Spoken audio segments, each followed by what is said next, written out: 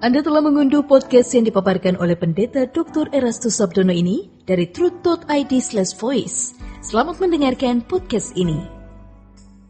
Shalom Bapak Ibu. Kita sampai di renungan hari ketiga dengan judul Terjebak.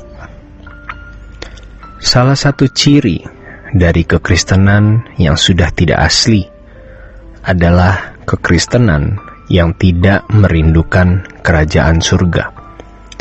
Kekristenan yang palsu, yang berubah warna ini, membuat orang-orang Kristen tidak merindukan rumah Bapa, tidak merindukan pulang ke surga.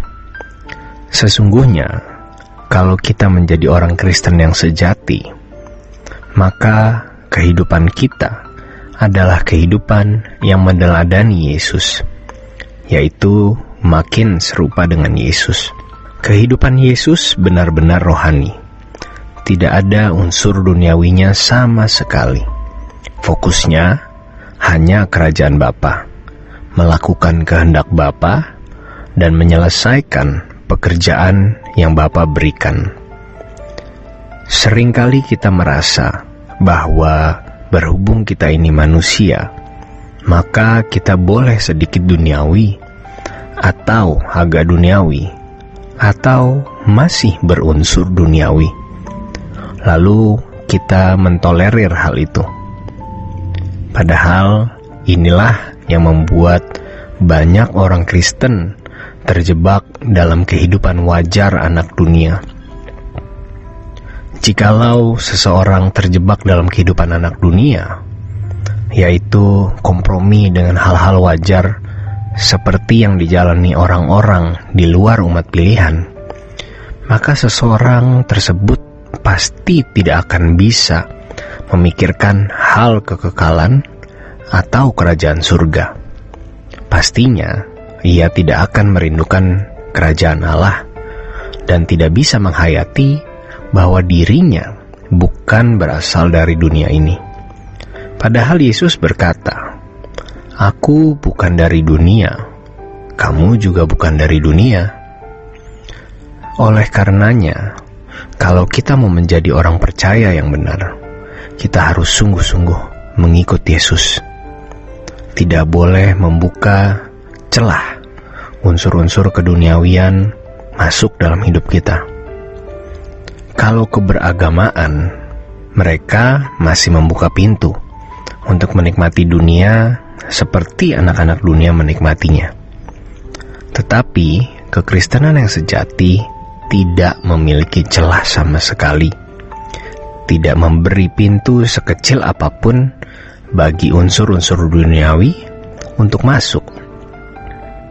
Seseorang bisa dikatakan rohani kalau ia benar-benar serupa dengan Yesus. Ukuran rohani kita adalah serupa dengan Yesus.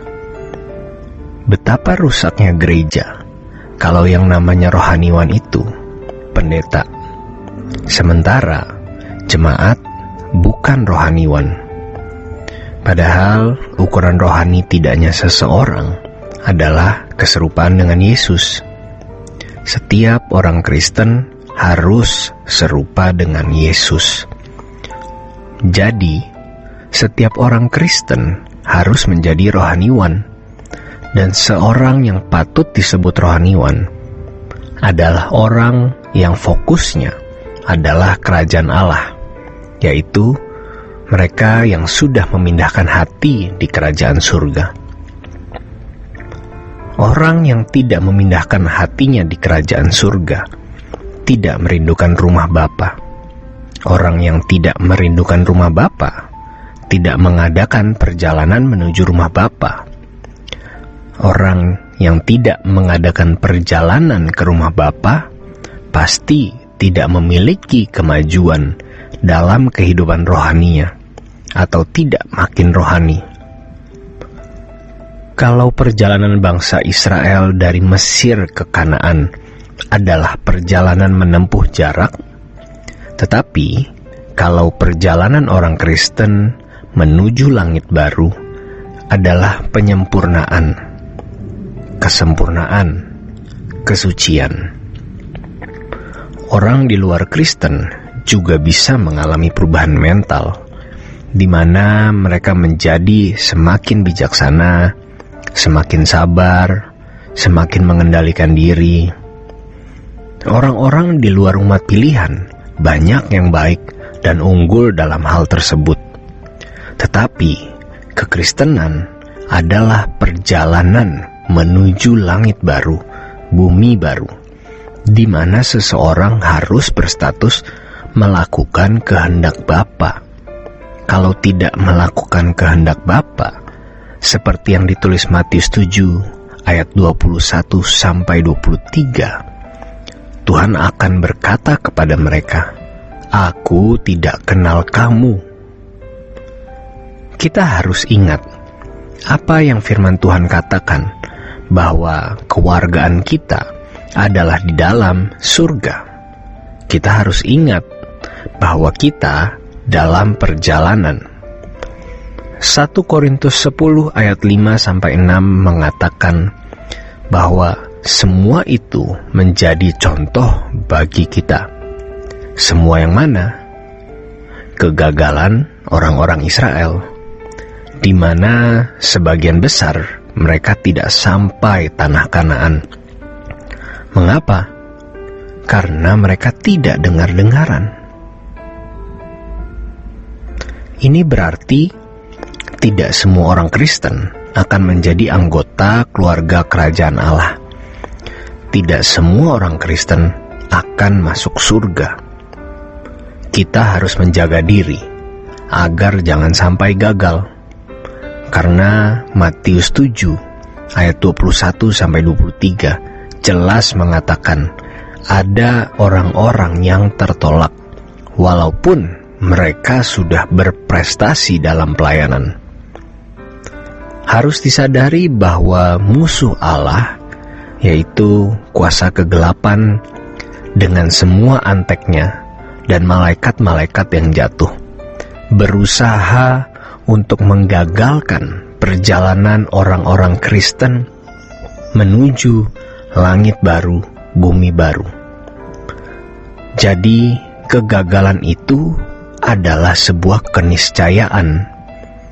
Jangan dikesankan bahwa orang Kristen yang sudah terpilih tidak akan bisa masuk neraka.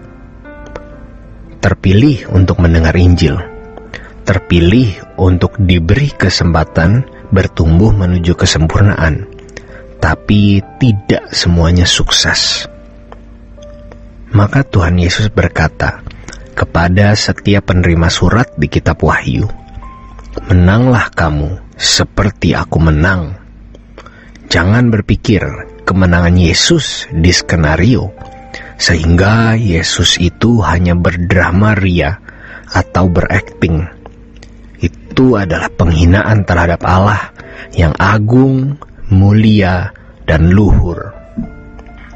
Yesus berjuang dengan air mata, ratap tangis, bukan bersandiwara. Makanya firman Tuhan mengatakan di Ibrani 12 ayat 2, "Pandanglah Yesus yang membawa iman kita kepada kesempurnaan."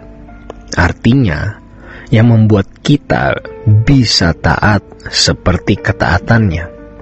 Pandanglah Dia yang begitu tabah, begitu kokoh, begitu kuat menghadapi serangan dari pihak orang-orang berdosa.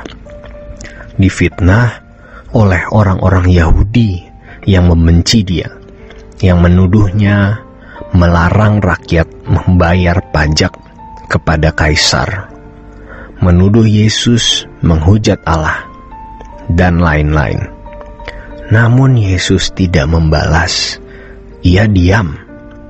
Bahkan kemudian mendoakan mereka yang membencinya. Di kayu salib pun, ketika Dia merasa Bapa meninggalkan Dia, Ia tetap tidak curiga. Dia berkata kepada Bapa, "Ke dalam tangan-Mu kuserahkan nyawaku." Yesus lulus. Kita harus tabah juga menghadapi segala godaan, cobaan, tantangan, agar kita lulus. Untuk berlangganan renungan harian dalam bentuk cetak, silakan hubungi Truth Literatur di nomor telepon 0878 7870 7000. Untuk mendapatkan CD khotbah, MP3 Renungan Truth, dan CD album lagu produksi Sola Gracia, Anda dapat menghubungi di hari dan jam kerja di nomor telepon 021 638 60953. Tuhan Yesus memberkati. Sola Gracia.